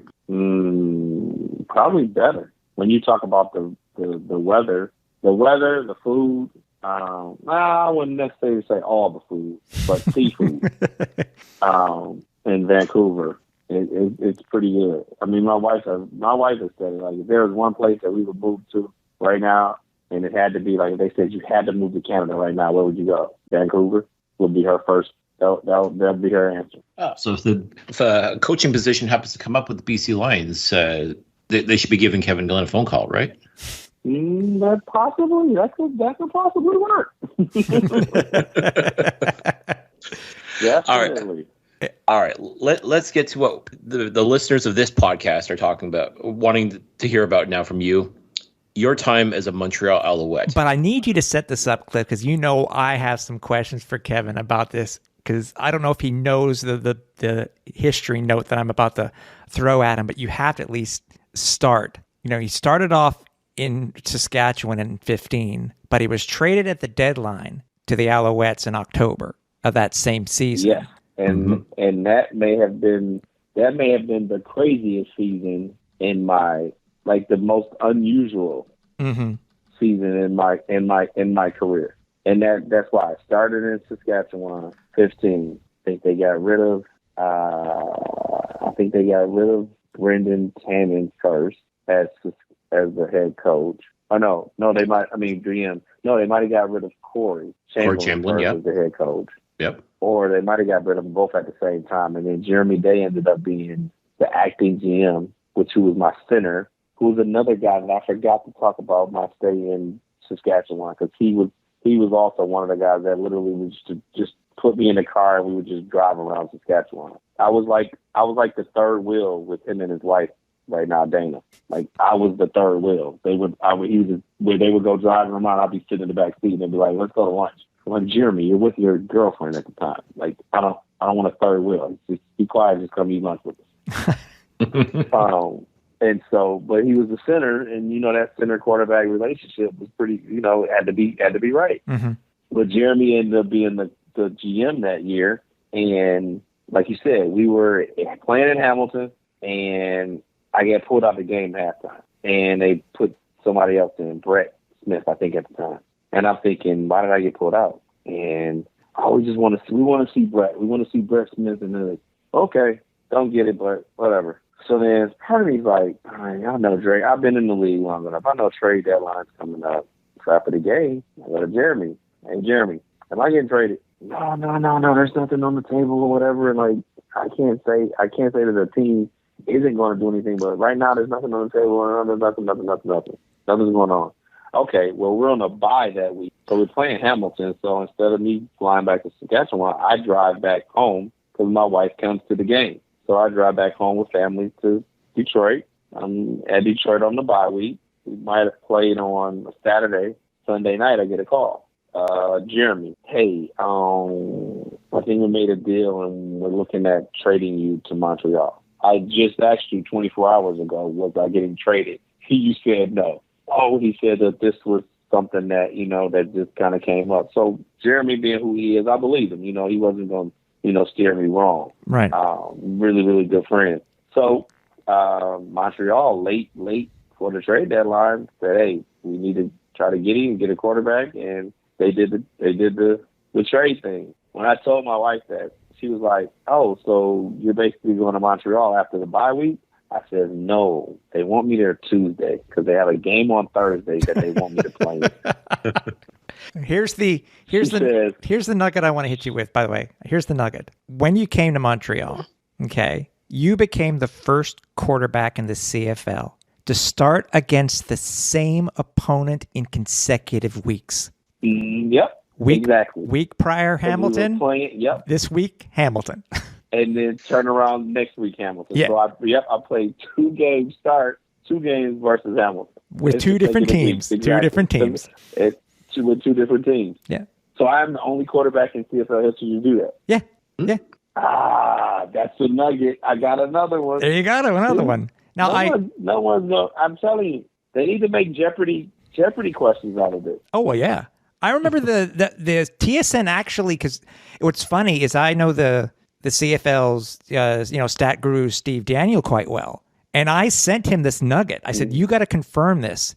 He confirmed it, and I think TSN actually put it out that week on the broadcast. So it's not like nobody knew. It's like nobody knew. I didn't know until I had to point it out to them. But now I interrupted you. What did your wife say when you told them that you were going the same week to Montreal? She said, I guess this is what I signed up for, professional sports, marrying a quarterback. But yeah, it worked. It worked out because there was some perks as far as the trade and how we worked it out.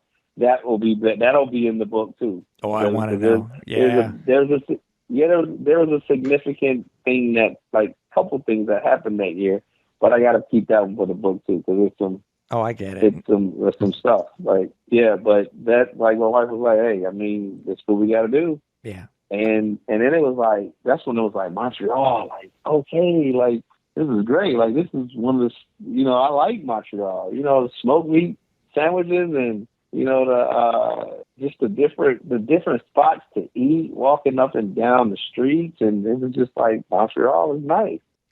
Exactly. Now, I have to ask you, though, how, as a quarterback, now, we've seen this happen before in Montreal recently, and everybody will remember how it occurred with Johnny Manziel.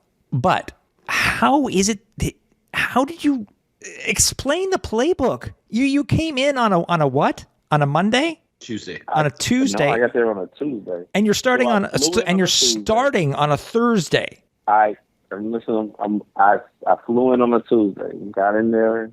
We did the whole press conference thing. Yeah. I think we went and I got the physical, met the doctors downtown, got the physical, did the press conference thing. They were practicing at the time. So I didn't go to that practice. After practice, I went, met with Calvillo, to try to figure out, what they were doing as far as offense is concerned and all that. Yeah, because he was OC at the time, if I remember correctly. Yep, exactly. Turned around Wednesday. Wednesday's a walkthrough. So literally went early morning, started going over the plays again. He's telling me what's what and how they formation and what is this called? What is this formation? What is this play? We're just going over the playbook and the game plan for that week. And Wednesday's a walkthrough, so we walked through a bunch of stuff, and Thursday I played. So I didn't get a live rep until game day. This was all mental and everything, and until actually game day. On the receivers and stuff. So, how many total plays did you have available to you that day? Because remember now it's the Kevin Glenn package. It was quite a few. It was quite a few plays, and basically it was kind of how we went over it. And with the CFL, there's a lot of similar concepts. The biggest thing is the verbiage. Mm-hmm. So it's more so what each team calls it, and that's the tough part. Because you play football long enough to know how to read a dig route, right? How to read an out route, a curl route. That it's basically how a team's marrying this up and packaging it together to get it to the player that's on the field. So when you're telling me something, I I gotta now remember. So the memory bank is what. And when you've been hearing something for 4 or 5 months in one place, mm-hmm. and to turn around after a week of hearing this and 3 days later hearing it from somebody else, a whole different set of words. It's tough. So had a lot of help from the guys in the huddle as far as calling the plays and understanding. I'm like, hey, is that the dig concept? They're like, yeah, the dig concept. Okay, yeah, that's right. I got it. So we're breaking the huddle, and now I'm just trying to go out and at the time like play football. But it was tough, especially playing the good thing was playing the same team mm-hmm. back to back, because I had already game planned from the week before. But you do different things versus different teams. Yeah. So as far as a core package of what Hamilton was trying to do at times, I kind of knew what they were doing. They had a certain kind of blitz that when they lined up Simone, up in the line in a certain gap, he was always bailing to this side of the field type thing. So that kind of stuff helped because I had already had it the week before, but it was still tough, like being out there with a whole new playbook. Same routes that I've been throwing, but the whole new verbiage of words and concepts and how they actually put it together type thing. I don't think you ever expected, though, Kevin, that you're a pro football player for, the X amount of years that you had been at that point, that this would be the first time that you'd actually play sandlot football. You know what I mean? It's exactly. And that's, yep, exactly. That was when it was like, hey, so now like athletic ability and just go out and get it done has to play a part right now, because it's not a lot of structure. Yeah. After 2 days of like watching film and then going out to play. That's just mind-boggling, man. I remember when the whole thing was, and I found that I was like, how? I mean, and that was my thing. I was like, are you serious? Like, they really? And I talked to Jim at the time, and it was just like, yeah. Hey, props to you, Kevin. Man. We want you to play. Like, I'm like, okay, so I'm playing on Thursday.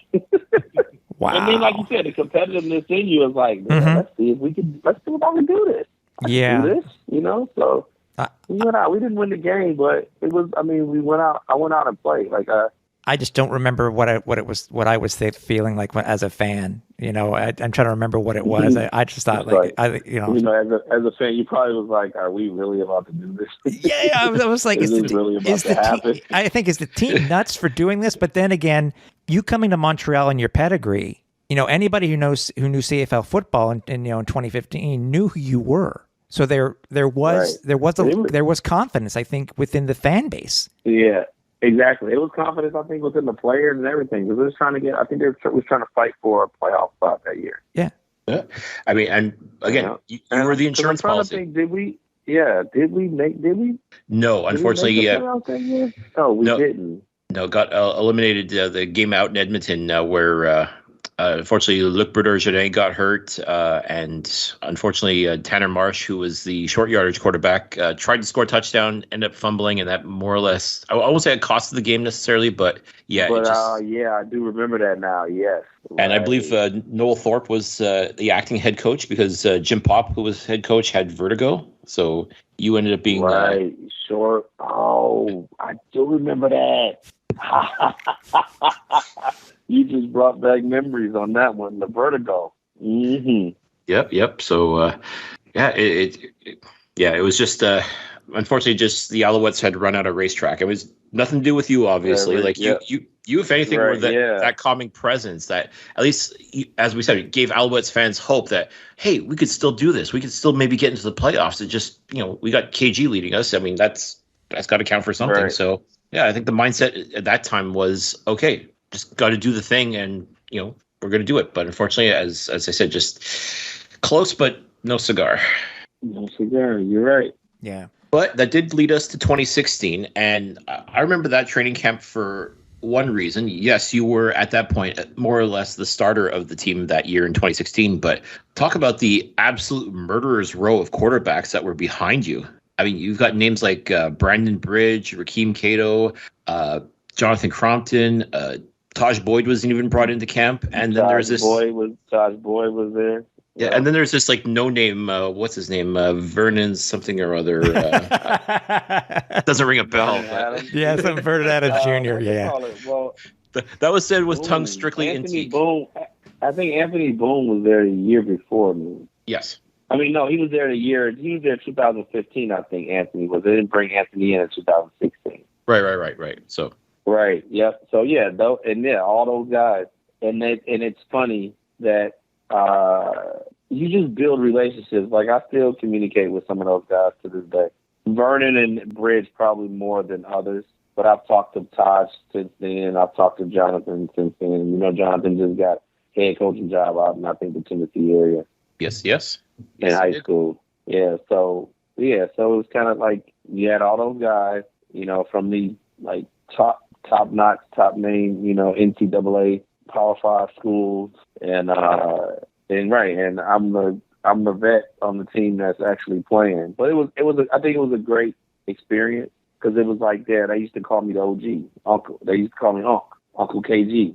So Rakeem Cato, I still talk to him to this day. So those guys, it was one of those things where I was like kind of like a mentor also. It's kind of like I was a coach. I was like a player coach because I was also coaching them on, you know, how to be a professional and how to have a long-lasting career and just things about the game that, you know, that guys that were older than me at the time taught me. I was going to say, was that more like a full circle moment for you to be able to sort of impart your wisdom of being in the league onto those young men? It was a full circle because at that time, I think, I can't remember how old I was, but at that time it was kind of like some of the guys on the team it was starting to be like, I could be your dad type thing.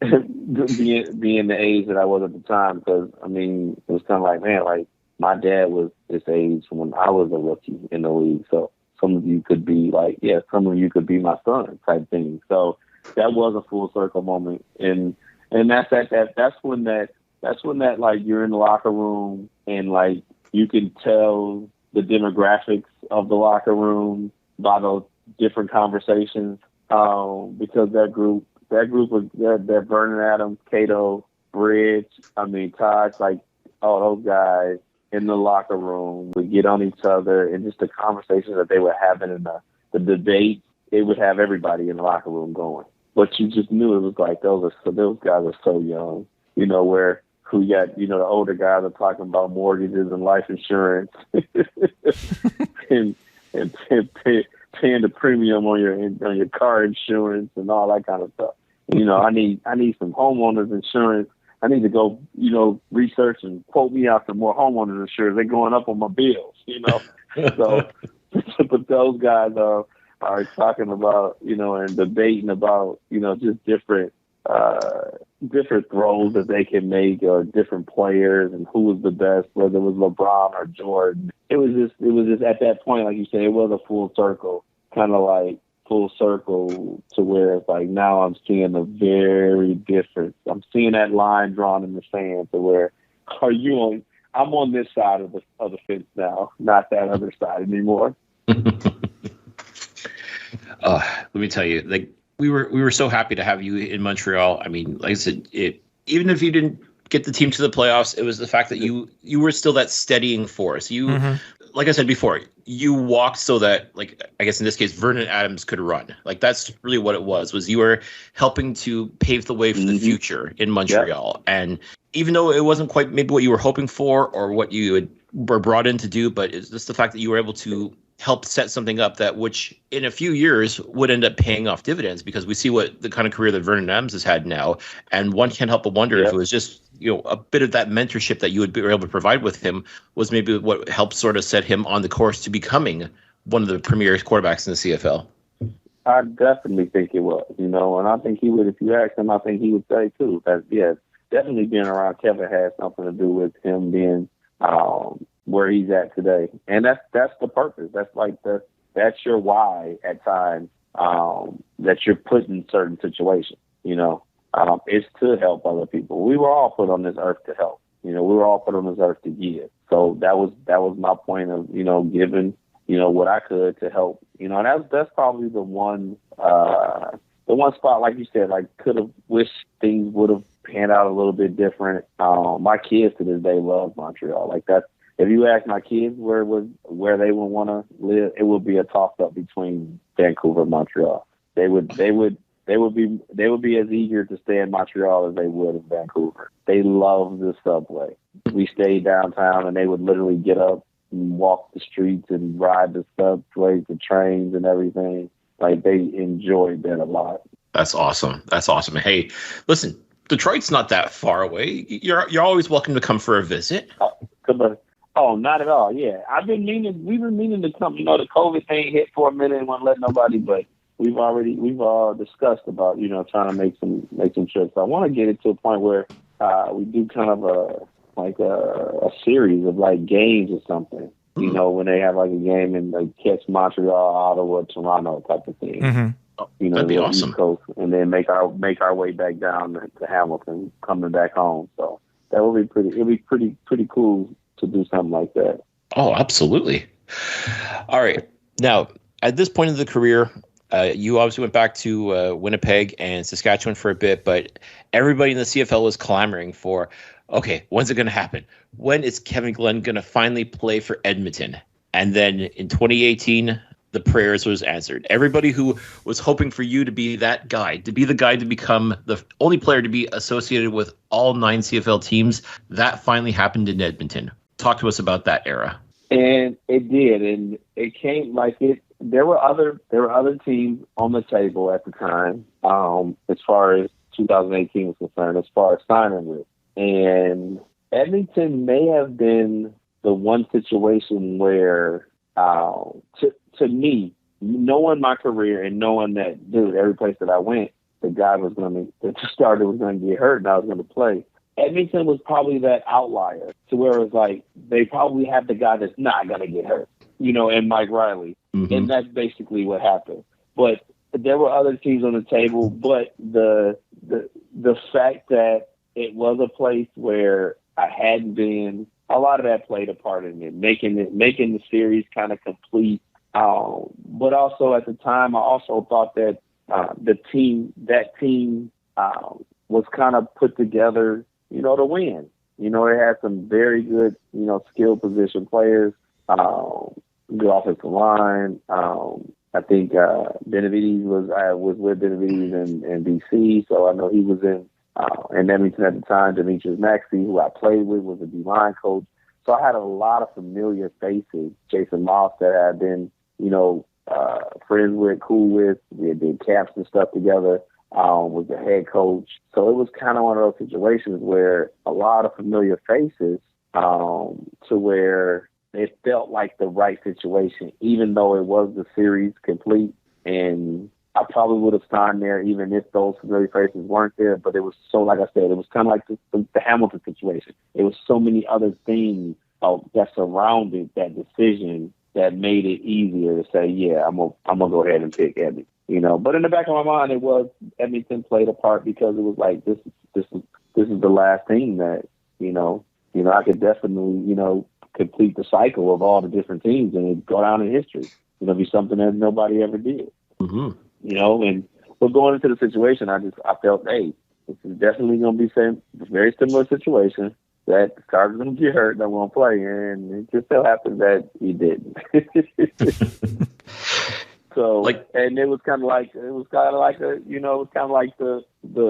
right ending to the story. All the other teams that I went to, the guy got hurt and I played, except for the last one. Go figure. I mean, also, obviously too, like yep. Mike Riley is like tougher than a $2 steak. So yeah, trying to hurt that guy is just exercise in futility. Exactly, and that was the thing. It was like kind of like, okay, we're gonna make this.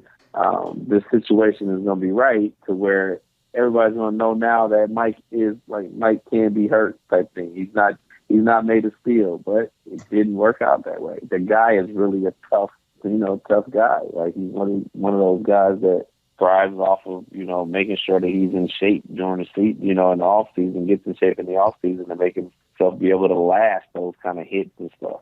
And he's not a small guy as far as stature is concerned either, too. So, you know, those guys are hitting a bigger body per se. Mm-hmm. Do you have any, other than working with Michael Riley, and as you said, a lot of familiar faces in Edmonton. Is there any particular memories that you have of Edmonton itself, however brief a period that was? I mean, the one time that I thought that I was going to actually get to play, and actually he came down with some kind of flu, cold or something, Mike did, and I literally that was the game. It was like, okay, this is the opportunity. Mike is down and hurt, and so I practiced all week. Had a really good week of practice, and that like day 3, he came back. Was like he's okay. And I was like, no, you can go out. You'll be all right. You could just sit this one out. And he was such a competitor that he didn't want to. So I tried to con him into doing it, but he didn't do it. But that was also an opportunity. It was good too, because it was one of those things where when you don't play and he's like, man, like you question like, do you still have it type things? You haven't been on the field in a while type thing. But you practice, but a little different. But when you practice as a starter and you get all the reps that week, because that's kind of how the situation was. We did a lot of mental reps as backups in Edmonton, to where because of the way we practiced and was very efficient, like the starter got all the reps. We did a lot of the scout team stuff. Right. But that week I got all the reps, all the 1 reps, and you're running what we're running type thing, and was successful doing it. It was kind of like, okay, yeah, I know I still got it. The other good thing was just the camaraderie there too. Me and Danny O'Brien was the other quarterback there. It was 3 of us. And we had to signal everything. That was my first year that I ever had to the backup guy signaled in the play. You didn't talk on the headset. So the quarterback coach talked on the headset while we signaled all the rest of the play, while we signaled the play to the receivers. So the receivers we would signal the play to the receivers while the quarterback was getting the play from the actual coach. Okay. So at that point, I mean, you spent the year in Edmonton. At what point did you decide, okay, I've had enough, or I've done everything I feel like I could do, not just playing for all 9 or being a member, I should say, of all 9 teams. At what point did you say, okay, I've done everything I wanted to do or hoped I could do, now it's time to call it a career? What was the moment that you decided that? I think not playing that last year had a little bit to do with it, to where it was kind of I didn't play. I played in preseason, but didn't actually play in the game that year. And I did play. I didn't start a game. I actually did play in a game. I didn't start a game that year. Mm-hmm. But it was kind of one of those things to where it was kind of like, I could see life without football, and my kids was getting a little older. I was turning 40 that next summer. And so it was kind of just like, this is kind of a good point to exit. I'm not getting pushed out the league. I'm not going to try out and getting cut by 3 different teams. It's kind of like, you kind of go out on your own terms type thing. Mm-hmm. And so that's kind of what that kind of played a part. Because even after I retired, I still got calls the next 2 years about coming out of retirement to play. And I don't know if I actually, technically, I haven't literally signed retirement papers because I still haven't retired with a specific team. I'm kind of debating on which team to do it with. But that year, 2018, not actually playing, kind of put me in the mindset of, hey, I could kind of see football. I could see myself without football. Mm-hmm. type of thing, and being me turning 40 to kind of have that whole hey, I retired at the age of 40 on my birthday. That can all kind of play up into the whole history and career of Kevin Gwynn. And yes, I just talked in third person. Well, if anyone's earned the right to do that, I would say it would be you.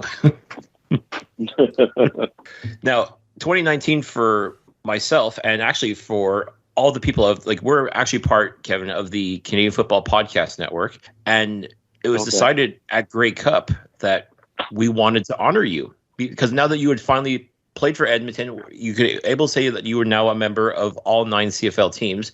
This idea was concocted a couple of years ago to sort of pay homage to the traveling Jagers, who decided, okay, they're going to follow Jaromir Jagr, the hockey player, around and he played for several teams too. I thought, well, who better to celebrate, to emulate would be Kevin Glenn. I mean, and once you had finally made it to Edmonton, now we were like, okay, now we can do it. Now we can go to Grey Cup and do the Wandering Glens. So we were very excited about that. And let me tell you something, Kevin.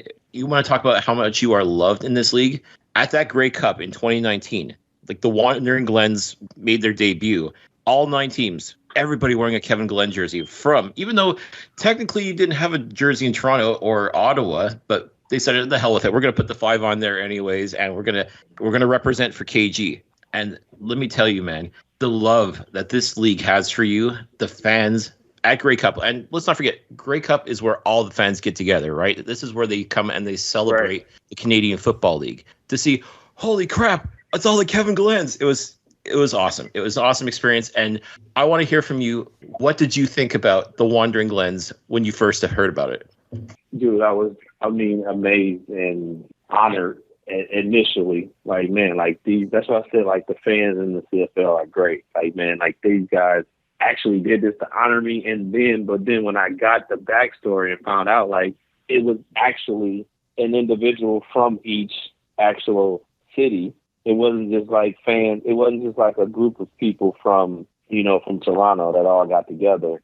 Like, these individuals actually were coming from the different actual cities. And that's what I was told. That was like you said, that was even better. Like, it was like, wow, like I really am, like, supported over the country of Canada. And so my biggest thing is just upset that I didn't get a chance to make that 2019 Grey Cup. But I definitely have made it a point to figure out how to get the Wandering Glens together with me at a Grey Cup. We're going to make it happen. We're going to find a way. I don't know how, but we're going to figure out. Yeah, but we're going to definitely. Yeah, we are going to find a way to make it happen because, like you said, I mean, there's individuals, like I have people here, and it's funny because I won't say funny, but we have this thing called Drive at my school that I'm at, where it's a fundraiser during the month of February that they raise money for tuition assistance. Mm-hmm. Well, each year they have a Drive theme. Well, this year's theme was professional sports, and the seniors had the NFL football. Well, there's one classroom that decided, hey, we have Mr. Glenn in our school. We're gonna be the CFL, but we're gonna be the Wandering Glen classroom. So that's what their actual. And I'm gonna see if I can get some pictures and stuff of what they actually did. Why, like they had like posters and stuff where they had like all the different jerseys up on the poster board. And so that was another thing. Like, so the Wandering Glens is like have trickled over into the U.S. and now people know about them in the U.S. too. That's amazing. And actually what they're about and how they came about and everything. So like I said, I will make sure that we get to a Grey Cup, and hopefully it's this one in Hamilton this year, that I get to that Grey Cup with the Wandering Glen, and we start something like, so every, we could start some kind of thing or promotion to where, we get together every Grey Cup, the Wandering Glen. 100%. I mean, that'd be like, I mean, just logistically, I mean, like, I guess Hamilton would be the closest. Huge, closest one, but I mean, if you logistically and marketing wise, like it could be something huge, for the CFL, or just to create another buzz. But it goes back to the player and fan interaction at the end of the day, which we talked about earlier, is unlike no other league. No, it really is, and just the fact that fans literally from all over the nation are able to come together for this, and fans of yours, let's not forget, and that's just it. Like the Wandering Glens, these are all people that we're able to say we've watched you play for the team, and now we have a chance to support you and show the love, and it's amazing. It is so amazing, and now you got even more hype for Grey Cup in Hamilton, if you can believe that. we can make this happen. We can make this happen, Kevin. My gosh, this will be exciting. This will be really exciting. It's really exciting. And the other thing that seems to come up when it comes to you as well, as part of this infamous distinction of being a member of all 9 CFL teams, obviously talk has been bubbling up again about getting a 10th team in the league. Would you come out of retirement if somehow a 10th team comes up and they get a chance to make you a member of the team? Oh, most definitely. I would definitely come out of retirement, sign the papers, and then go back into retirement. Yes. However that needs to happen, it will. I will continue to keep this tradition. I want to call it tradition. I will definitely keep it going. All right, there you go. History has to continue. Yeah, we got to keep it going. There you go. And we've even said, like, amongst us wandering Glens, like, yeah, whatever the team is, we'll get a jersey. We'll put the 5. Even if you don't play for them, even if you don't suit up or anything like that, you'll still get the 5. There's no question about that. You still get the 5. Yep. You get the 5 with the Glen on the back, and we can go. And that way you can start recruiting different individuals for the different teams when they start adding the new teams. The new teams. You can have a recruiting process for the Wandering Glen. There you go. All right, Kevin.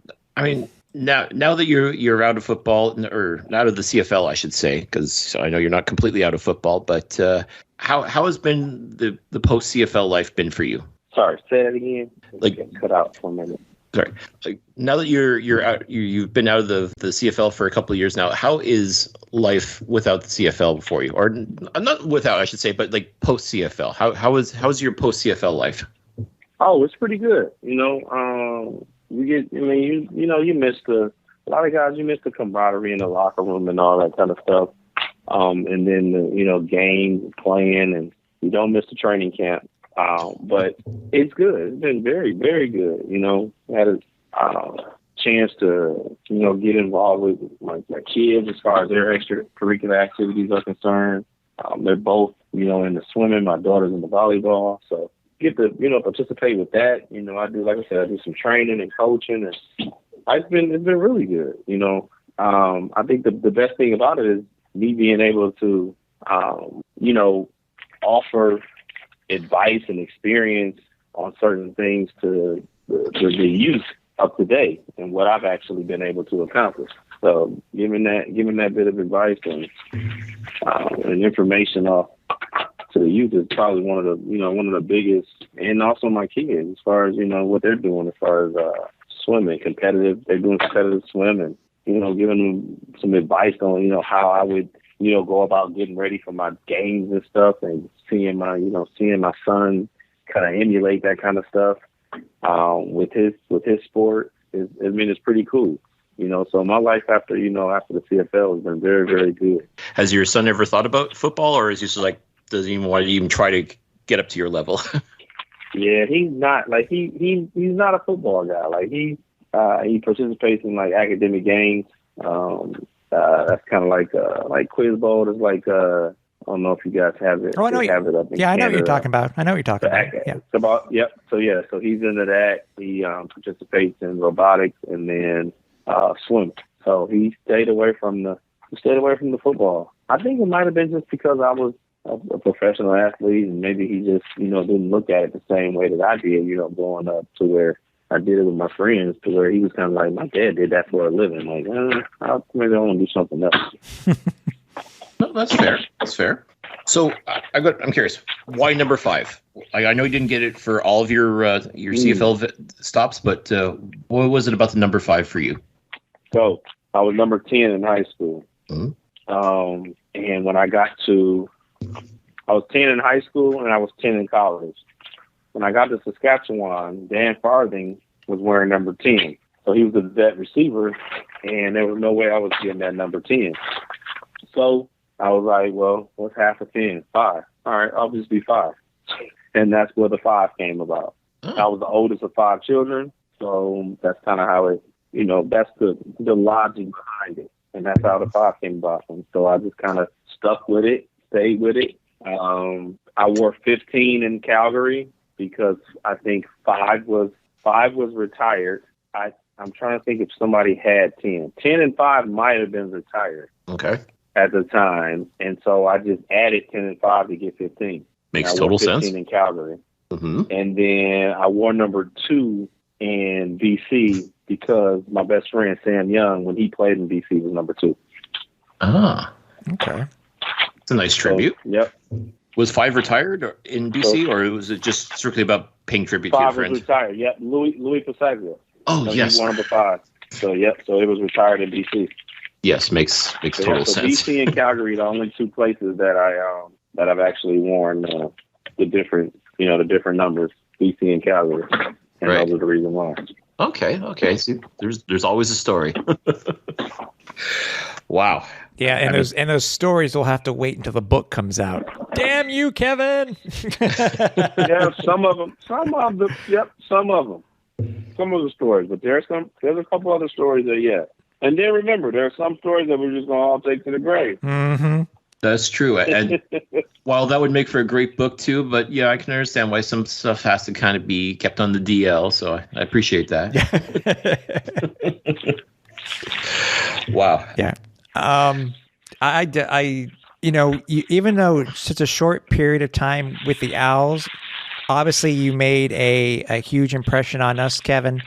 You are, you're beloved in the CFL. You'll always be remembered in the CFL, and we just can't thank you enough for joining us tonight. And as Cliff said at the beginning, it's been a while that we've been trying to get you on, but we've enjoyed you, man. We've really enjoyed having you with us tonight. I appreciate it, man. I had a great time. I love sitting like this and doing this kind of conversation and podcast and talking about, my time in the CFL.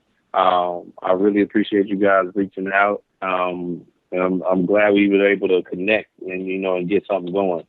So hopefully you have me back on to talk about my book when it comes out. Oh, you better believe it, man. Exactly. And if anything, we want to be the first. We want the exclusive. We want the deets, man. We want the deets. I got you. We'll basically do that, but we definitely will stay in contact and connect about the Wandering Glen. So yes, sir. Oh, yeah, it's a done deal. There's no question about it. It's not just. It's a matter of just when it's going to happen, which is November, Grey Cup. So exactly. Yeah. That is now the goal. We got to at least ask, we know you're on social, but for any of those who haven't followed you yet on social media, how would they do so, Kevin? They will on Twitter. I'm at quarterback5. That's QTERBACK5. And then on Instagram, I'm Kevin Glenn, I think 04. That's Glenn with 2 N's. The 4 is, I know you're going to ask me, why not 5 and why the 4? And the 4 is because it's 4 in my family. Okay. Again, makes sense. There's a method to the madness. There's always a there is a method to the madness when we're dealing with numbers. 100%. All right. Well, Kevin, once again, thank you so much for joining us here on the Alouettes Flight Deck. We wish you all the success. We hope one day, not just Grey Cup, but hopefully one day, maybe we see you back here in some capacity, whether it's coaching or doing something that may happen. Oh, okay. We're going to keep our fingers crossed about that one. But that may happen. Okay, we'll let that play out. I was about to say, we'll leave it at that. Listen, always leave them wanting more, Kevin. That's the way it's got to be. So exactly. All right. Once again, thank you again, man, for having me on. I appreciate you guys. We're not known for doing, our long form interviews, at least ones with this length. But this one was. I'm hoping that everybody who is listening to our outro here, I hope you really enjoyed it. I hope you stayed with the entire interview because, these guys who are in the league as long as Kevin was, there's so much to their story. And again, we can't thank him enough for joining us. Thanks to Cliff for setting this thing up and just listening to about his wonderful career. And by the way, those teases about coaching, what was that about? Yeah. And again, if we were investigative journalists, then we probably would have dug a little bit deeper. But you know what? Maybe this is one of those things that we just have to let sit and macerate a little bit. Let it, develop some flavor in the slow cooker, if you will. Mm-hmm. Can you tell I haven't had dinner yet? Yeah, same here. Yeah. But again, if this does come to fruition and we do end up seeing Kevin Glenn back in the Canadian Football League, I can think about 9 fan bases that are going to be extremely excited. Even if he's not going to end up coaching for your team, just knowing that he's back in the CFL would be such a tremendous coup. And I think if you weren't already excited about this upcoming CFL season, folks, I mean, the thought of Kevin Glenn coming back in some capacity should excite everybody. And God forbid if it ended up being, imagine if he was announced as the head coach of the next CFL team, if that actually does come to fruition as well, Tim. That would be my God. Funny. That would be pretty funny, actually. It really would. I mean, whether it's the Atlantic Schooners or the Quebec whatevers or what have you, I mean, the idea of Kevin Glenn back in the CFL, it would be pretty exciting all by itself. But to know that he's going to become an official member of that 10th team, which he's all for, he has said in some way, shape, or form, he would want to be a member of that team in order to truly make that circle complete. Wow. I mean, that would be tremendous beyond comparison. Yeah, exactly. I mean, let us know what you guys think. I mean, shout outs to us on social media. You can email us. You can email me at tim.capper@alouettesflightdeck.ca. You can email Cliff at cliffyd.pine@alouettesflightdeck.ca. Let us know what you think. What do you think about the long format interviews? Where do you think he may end up coaching? What do you think he couldn't hint about when it came to the infamous expansion draft or others like that? This book's going to be amazing, dude. Once this thing gets written, because there's a portion of the obviously of our conversation that didn't make the actual interview that you guys listened to. Interesting stuff. Obviously, coming down that sounds like it's coming down the line for KG. So it's can't wait. Oh, so exciting! And once again, these are the things that are going to help stoke the fires. I mean, when you think about it, Tim, we're just over a month away from training camp. I mean, that if that doesn't get you excited, I don't know what will. I mean, we've got the draft coming up. We've got more stuff we want to do in regards to that. There's still more players that we want to talk to and just help you guys get ready for the 2023 CFL season. And I sincerely hope that you folks take this interview with Kevin Glenn, and hopefully that'll help stoke the fires for you as well, and just help get you just a little bit more excited for the season that's to come. Exactly. So stay tuned to our social medias. Obviously, we will be having a show very shortly in the coming future. I would say no more than 2 weeks, obviously. But we have a lot of stuff to talk about. Plus, stay tuned for any information that we have when it comes to our plans for Alouettes training camp over in Trois-Rivières. Stay tuned. Again, go ahead, make sure you share, like, subscribe, do whatever you can to make sure that people across the CFL listen to this interview. It's a great listen. So, Cliff, again, thanks for everything, bud, for setting this thing up, and for you, the fans, for listening. So for everybody here at the Alouettes Flight Deck, for Cliffy D, I'm Tim Capper. We're on Final Approach.